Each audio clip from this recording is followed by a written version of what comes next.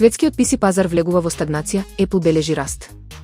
Глобалниот пазар за персонални компјутери во вториот квартал од 2026 година забележа пад од 4% со испорачани 16,5 милиони уреди, со што заврши серијата од 5 последователни квартали со раст. Пад кај водечките производители, Lenovo останува лидер со пазарен удел од 25,6% и покрај падот на испораките од 2%. Позначителни падови забележаа HP 8% и Dell 6% поради повисоките трошоци за производство. Раст за Apple и Asus. Apple оствари најдобар резултат со скок од 13% во испораките благодарение на успехот на новиот MacBook Neo. Asus исто така забележа раст од 4% поради агресивното инвестирање во вештачка интелиженост.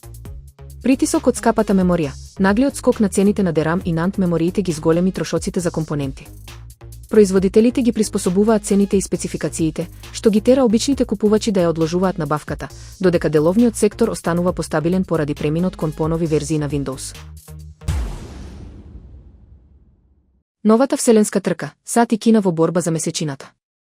На 57-та годишнина од првото слетување на месечината, Соединетите американски држави и Кина влегуваат во нова вселенска трка, но овој пат целта е долгорочно присуство и изградба на постојана база. Планови и рокови. НАСА ја планира мисијата Артемис 3 за 2027 година, кога астронаутите треба повторно да слетаат, додека Кина има цел да испрати луѓе на месечината до 2029 година.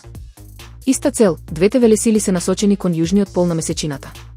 Според НАСА, трката ќе се решава во месеци, а од мисијата Артемис 4 треба да започне изградбата на првата лунарна база. Месечината како одскочна даска, новата база ќе функционира слично како меѓународната вселенска станица, овозможувајќи престој, научни истражувања и подготовки за идните мисии кон Марс. Изазови и партнерства. За реализација на оваа цел, САД се подпираат врз приватни компании како SpaceX и Blue Origin, каде што техничките предизвици и инциденти се уште можат да ги променат првичните рокови.